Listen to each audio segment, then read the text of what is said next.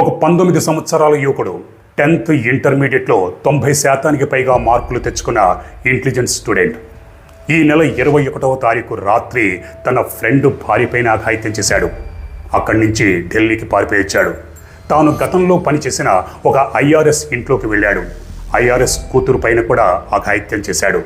ఆ తర్వాత హత్య చేశాడు. ఆ ఐఆర్ఎస్ కూతురు కూడా ఇంటెలిజెంట్ స్టూడెంట్. 10th ఇంటర్మీడియట్లో స్టేట్ లెవెల్లో ఫస్ట్ ర్యాంక్ తెచ్చుకుంది. ఐఐటి గ్రాడ్యుయేషన్ చేసింది. ప్రస్తుతానికి యూపీఎస్సి ప్రిపేర్ అవుతుంది. భవిష్యత్తులో ఒక ఐఏఎస్ లేదా ఐపీఎస్ కావాల్సిన ఆ యువతి కలల్ని భవిష్యత్తుని ఈ సైకో నిర్దాక్షిణ్యంగా కాలరాశాడు. ఆ తర్వాత చాలా తెలివిగా చట్టం నుంచి పోలీసుల నుంచి తప్పించుకోవాలనుకున్నాడు. మరి పోలీసులకు చిక్కాడా? ఒక ఇంటెలిజెంట్ స్టూడెంట్ తన ఫ్రెండ్ భార్యపైన ఎందుకు అఘాయిత్యం చేశాడు? ఐఆర్ఎస్ కూతురుపైన అఘాయిత్యం చేసి హత్య ఎందుకు చేశాడన్నది ఈ వీడియోలో తెలుసుకుందాం. హలో ఫ్రెండ్స్, నా పేరు హర్షవర్ధన్. ఈ నిజమైన సంఘటన ఢిల్లీలో జరిగింది. ఢిల్లీకి దగ్గరలో అల్వర్లో రాహుల్ మెహతా అనే 19 సంవత్సరాల యువకుడు ఉండేవాడు. రాహుల్ 10th ఇంటర్మీడియట్లో 90% పైగా మార్కులు తెచ్చుకున్నాడు. ఎప్పుడైతే ఇంటర్మీడియట్ పాస్ అయ్యాడో అప్పటి నుంచి రాహుల్ ఆన్లైన్ గేమ్లకు బానిసయ్యాడు. అంతేకాకుండా తాగుడికి బానిసయ్యాడు.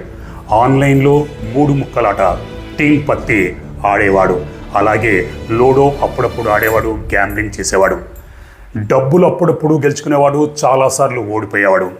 రాహుల్కి విష్ణు అని ఒక ఫ్రెండ్ ఉన్నాడు. విష్ణు కూడా ఆన్లైన్ గేమ్స్ ఆడుతూ ఉండేవాడు. ఇద్దరు కలిసి అప్పుడప్పుడు ఆడుతూ ఉండేవారు.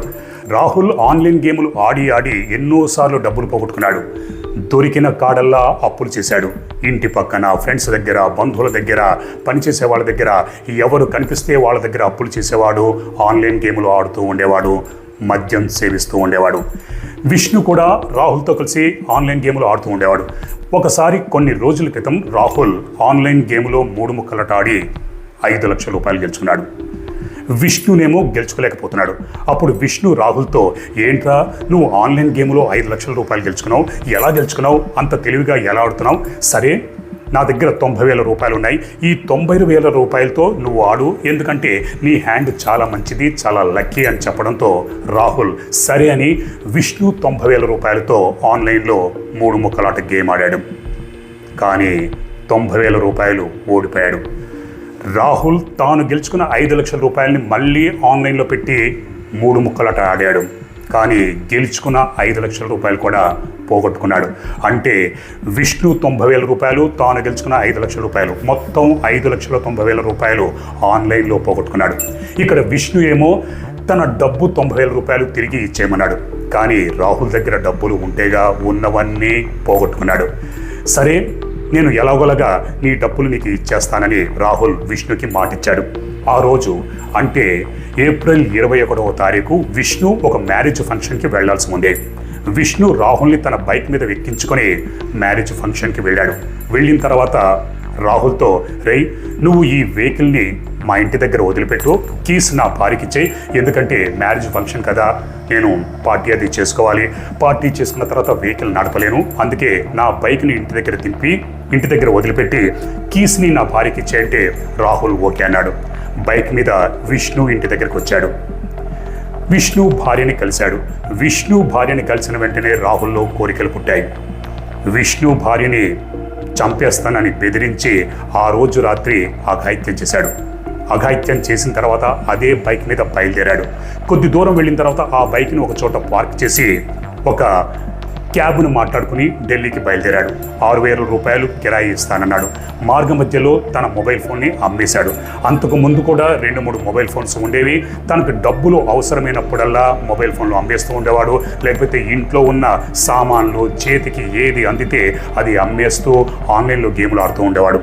అల్వార్లో ఆ రోజు అర్ధరాత్రి బయలుదేరాడు. ఢిల్లీకి వచ్చేసరికి 22వ తారీఖు ఉదయం 5 గంటలు అవుతుంది.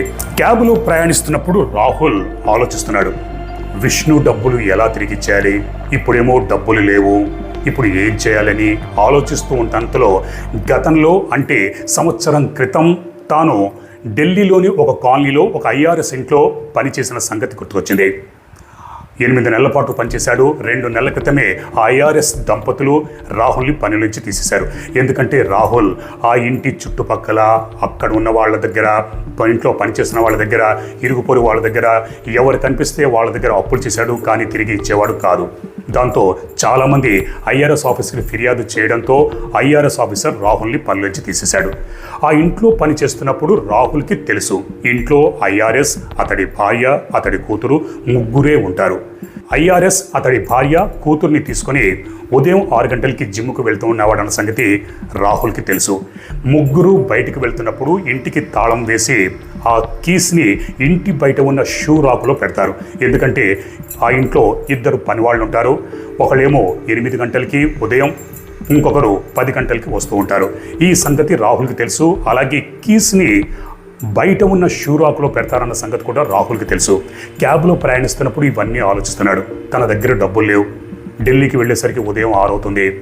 ఇంట్లో ఐఆర్ఎస్ ఆఫీసరు, తన భార్య, కూతురు ముగ్గురు జిమ్ముకు వెళ్తారు. దాదాపు 1.5 గంటల తర్వాత తిరిగి వస్తారు. కీసు బయట ఉంటాయి. ఆ కీస్ తీసుకుని లోపలికి వెళ్ళి దొంగతనం చేద్దామని ప్లాన్ వేసుకుంటున్నాడు క్యాబులో ప్రయాణిస్తున్నప్పుడు. మొత్తానికి ఢిల్లీకి వచ్చాడు. వచ్చేసరికి ఉదయం 6 గంటలు అవుతుంది. రాహుల్ నడుచుకుంటూ సౌత్ ఢిల్లీలోని ఒక పాష్ కాలనీలో ఈ ఐఆర్ఎస్ ఆఫీసర్ ఇల్లు ఉంది. కాలనీలోకి ఎంటర్ అయ్యాడు.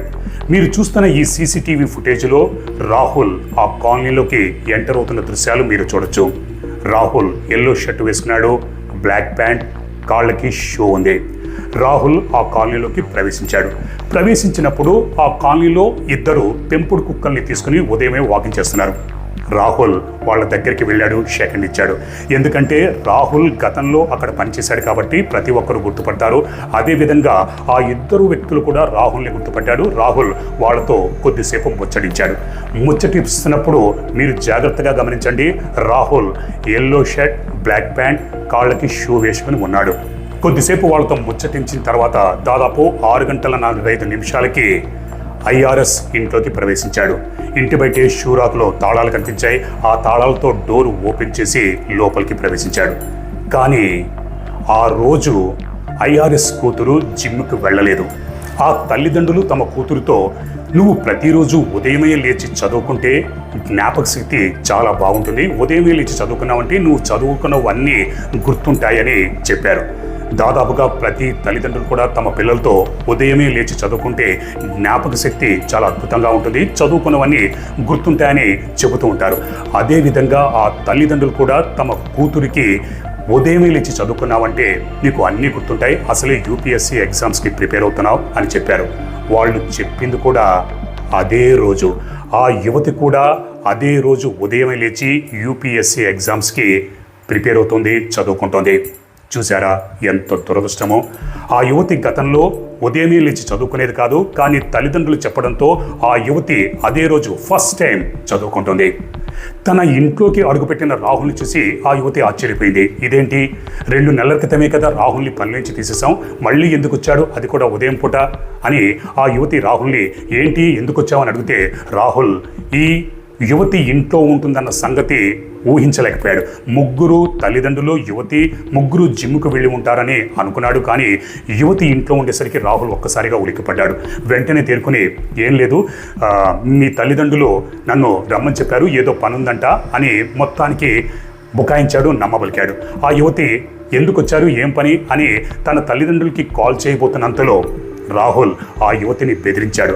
మర్యాదగా డబ్బులు ఎక్కడ పెట్టావో చెప్పు, ఆ డబ్బులని నాకు ఇచ్చాని ఆ యువతిని బెదిరించాడు. ఆ యువతి రాహుల్ని ప్రతిఘటించింది. దాంతో రాహుల్ ఆ యువతి మీదకి దాడి చేశాడు. ఆ యువతి దాదాపుగా రాహుల్ని ప్రతిఘటించడానికి ప్రయత్నించింది. కానీ రాహుల్ శక్తి ముందు తాను ఓడిపోయింది. రాహుల్ పక్కనే ఉన్న ఒక ఫ్లవర్ వాజ్ని తీసుకుని ఆ యువతి తల మీద బలంగా కొట్టాడు. అలా కంటిన్యూగా కొడుతూనే ఉన్నాడు. ఆ యువతి రక్తం కారుతూ నేల మీద పడిపోయింది. దాదాపుగా అన్కాన్షియస్, స్పృహలో లేకుండా పోయింది. దాదాపు స్పృహలో లేని ఆ యువతి పైన రాహుల్ అఘాయిత్యం చేశాడు. అప్పటికే ఆ యువతిని తీవ్రంగా కొట్టడంతో, అఘాయిత్యం చేయడంతో ఆ యువతి చనిపోయింది. ఆ తర్వాత రాహుల్ లాకర్లో ఉన్న డబ్బులు దొంగిలించాలనుకున్నాడు. ఆ లాకర్ ఎక్కడుంటుందో తెలుసు.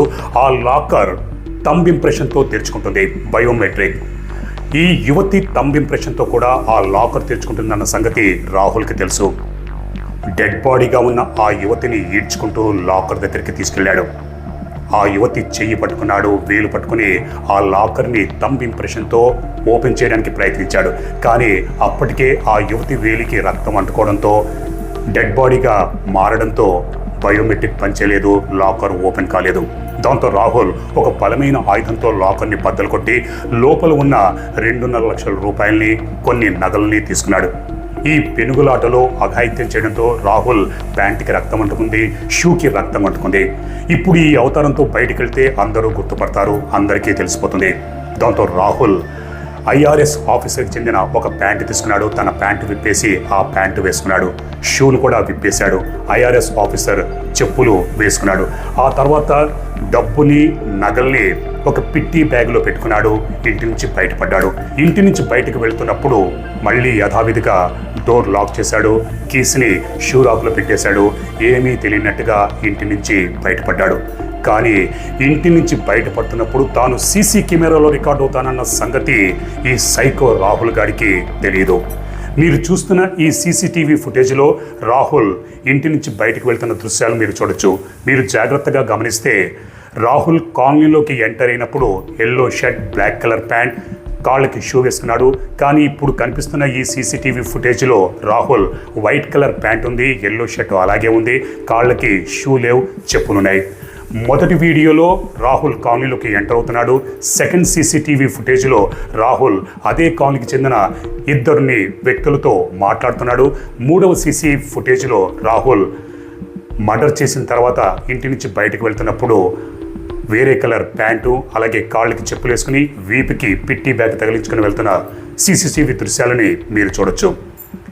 ఆ తర్వాత దాదాపు 8 గంటల ప్రాంతంలో జిమ్ముకు వెళ్ళిన తల్లిదండ్రులు ఇంటికి తిరిగి వచ్చారు. లాక్ ఓపెన్ చేశారు. డోర్ తెరిచి లోపలికి ప్రవేశించి తమ కూతురు రక్తపు మడుగులో పడి ఉండడాన్ని చూసిన ఆ తల్లిదండ్రులు బిగ్గరగా అరుస్తూ కుప్పకూలిపారు. ఒక తల్లిదండ్రులు జిమ్ముకు వెళ్ళి గంటన్నర లోపు ఇంటికి తిరిగి వచ్చేలోక తమ కూతురు శవంగా రక్తపు మడుగులో పడి ఉంటుందని ఏ తల్లిదండ్రులు ఊహిస్తారు? ఆ తల్లిదండ్రుల పరిస్థితి ఎంత దయనీయంగా ఉంటుందో మీ ఊహకే వదిలేస్తున్నాను. ఎందుకంటే ఆ తల్లిదండ్రులు కూతురు మీద ఎన్నో ఆశలు పెట్టుకున్నారు. కూతురు ఎంతో ఇంటెలిజెంట్ స్టూడెంట్, 10th ఇంటర్మీడియట్లో స్టేట్ ర్యాంక్లో ఫస్ట్ వచ్చింది, IIT గ్రాడ్యుయేషన్లో ఫస్ట్ ర్యాంక్ తెచ్చుకుంది, UPSCకి ప్రిపేర్ అవుతుంది.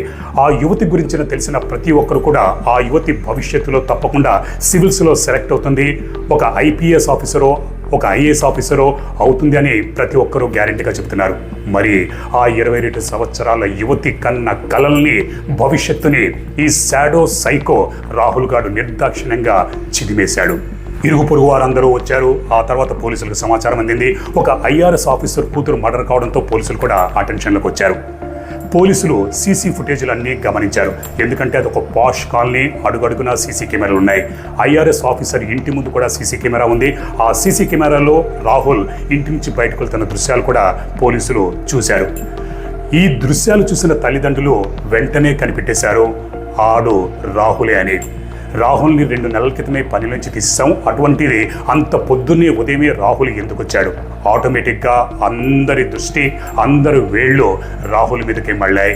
రాహులే దోషి అని అందరూ దాదాపుగా నిర్ధారణకు వచ్చేశారు. ఇక్కడ తల్లిదండ్రులకి రాహుల్ ఫోన్ నంబరు, అలాగే రాహుల్ ఇంటి అడ్రస్ మొత్తం అంతా తెలుసు. పోలీసులు కాల్ చేస్తే ఫోన్ స్విచ్ ఆఫ్ అని వస్తుంది. రాహుల్ ఇంటికి వెళ్ళారు, కానీ ఇంట్లో లేడు. ఢిల్లీ పోలీసులు కేసుని ఇన్వెస్టిగేషన్ చేస్తున్నారు. ఈ ఇన్వెస్టిగేషన్ చేస్తున్న క్రమంలో ఢిల్లీ పోలీసులకి అల్వర్ పోలీసులు కూడా రాహుల్ కోసం వెతుకుతున్నారన్న సంగతి తెలిసిందే. ఎందుకంటే అల్వర్లోనే రాహుల్ తన ఫ్రెండ్ విష్ణు భార్యపైన అఘాయిత్యం చేశాడు. దాంతో విష్ణు పోలీస్ కంప్లైంట్ ఇచ్చాడు. పోలీసులు రేప్ కేసు నమోదు చేసుకుని రాహుల్ కోసం వెతుకుతున్నారు. దాంతో ఢిల్లీ పోలీసులు, అల్వర్ పోలీసులు రాహుల్ కోసం వేట మొదలుపెట్టారు. రాహుల్ ఇంట్లో లేడు. ఈ ఇన్వెస్టిగేషన్ చేస్తున్న క్రమంలో పోలీసులకి రాహుల్ ఇంటికి వెళ్ళడు. అయితే గురుగ్రామ్లో ఉంటున్న తన కజిన్ ఇంటికి వెళ్తాడన్న సమాచారం పోలీసులకు తెలిసిందే. దాంతో పోలీసులు గురుగ్రామంలోని రాహుల్ కజిన్ ఇంటికి వెళ్ళారు. ఆ కజిన్ని విచారిస్తే నా ఇంటికైతే రాలేదు, కానీ ఫోన్లు చేస్తున్నాడని చెప్పాడు. ఎక్కడి నుంచి చేస్తున్నాడు, ఏ నంబర్ నుంచి చేస్తున్నాడంటే ఫోన్ నంబర్ నుంచి చేయట్లేదు, వైఫై ద్వారా ఇంటర్నెట్ కాల్స్ చేస్తున్నాడని రాహుల్ కజిన్ పోలీసులకు సమాచారం అందించాడు. పోలీసులకేమో లొకేషన్ కనుక్కోవడం కష్టంగా మారింది. ఎందుకంటే ఫోన్ నుంచి చేయట్లేదు, వైఫై ఇంటర్నెట్ ద్వారా కాల్స్ చేస్తున్నాడు. దాంతో పోలీసులు సర్వేలెన్స్లో పెట్టారు, నిఘా ఉంచారు. మొత్తానికి పోలీసులు రాహుల్ ఒక హోటల్ నుంచి ఇంటర్నెట్ కాల్స్ చేస్తున్నాడన్న సంగతి గుర్తించి ఆ హోటల్కి వెళ్ళారు. ఆ హోటల్ గదిలో ఉన్న రాహుల్ని పోలీసులు దొరకపుచ్చుకున్నారు. పోలీసులు రాహుల్ని అదుపులోకి తీసుకుని స్టేషన్కి తీసుకొచ్చారు. రాహుల్ ఐఆర్ఎస్ కూతురి మీద అఘాయిత్యం చేసి హత్య చేసిన తర్వాత సరాసరి హోటల్కి వచ్చాడు. ఆ హోటల్లో ఉంటున్న వైఫై ద్వారా ఇంటర్నెట్ కాల్స్ చేస్తున్నాడు, చట్టం నుంచి పోలీసుల నుంచి తప్పించుకోవడం కోసం. కానీ చివరికి పోలీసులకి చిక్కాడు. పోలీసులు రాహుల్ని అదుపులోకి తీసుకున్నారు. ఒక ఇంటెలిజెంట్ స్టూడెంట్ 10th ఇంటర్మీడియట్లో 90% పైగా మార్కులు తెచ్చుకున్న ఒక 19 సంవత్సరాల యువకుడు ఆన్లైన్ గేమ్స్కి బానిసై, తాగుడికి బానిసై చివరికి తన జీవితాన్ని చేజేతులరా నాశనం చేసుకున్నాడు. చట్టం తన పని తాను చేసుకుపోతుంది. రాహుల్ 100% జీవితాంతం జైల్లో జీవిత ఖైదు శిక్ష పడుతుంది. అదృష్టం బాగుంటే రేరెస్ట్ ఆఫ్ రేర్ కేసుగా కోర్టు పరిగణిస్తే ఉరికంబానికి కూడా వేలాడొచ్చు. తల్లిదండ్రులు ఈ సంఘటన గురించి తెలుసుకున్న ప్రతి ఒక్కరు కూడా రాహుల్కి మరణశిక్ష విధించాలని డిమాండ్ చేస్తున్నారు. 19 సంవత్సరాల వయసులో ఉండి ఫ్రెండ్ భార్యపైన అఘాయిత్యం చేయడమే కాకుండా ఒక ఐఆర్ఎస్ కూతురి మీద కూడా అఘాయిత్యం చేసి స్పృహలో లేని స్థితిలో ఆ తర్వాత హత్య చేసిన ఈ దుర్మార్గుడు, ఈ సైకో శాడిస్ట్కి మరణశిక్షే సరైన శిక్ష. 22 సంవత్సరాల ఒక ఇంటెలిజెంట్ స్టూడెంట్ యువతి భవిష్యత్తు మీద ఎన్నో ఆశలు పెట్టుకుంది. యూపీఎస్సీ క్లియర్ చేసి ఐఏఎస్ ఐపీఎస్ ఆఫీసర్ కావాలనుకున్న ఒక యువతి కన్న కలలు, తల్లిదండ్రుల కన్న కలలన్నింటినీ కూడా ఈ సైకోగాడు భగ్నం చేశాడు, నిర్దాక్షిణ్యంగా చిదిమేశాడు. ఆన్లైన్ గేములకు బానిసై ఎంతోమంది తమ జీవితాలను చేతులారా నాశనం చేసుకుంటున్నారు. ఇలా ఎన్నైనా సలహాలు ఇవ్వచ్చు. నేను గతంలో ఎన్నోసార్లు చెప్పాను, ఎన్నో సలహాలు ఇచ్చాను. చూసేవాళ్ళు చూస్తున్నారు, కానీ చాలామంది లైక్ చేయట్లేదు, షేర్ చేయట్లేదు. ఎన్నని చెప్పి ఏం లాభం? క్రైమ్స్ జరుగుతూనే ఉంటాయి, నేను చెప్తూనే ఉంటాను, మీరు చూస్తూనే ఉంటారు, వింటూనే ఉంటారు. మరో క్రైమ్ వీడియోతో నేను మిమ్మల్ని మళ్ళీ కలుసుకుంటాను. Till then take care, bye.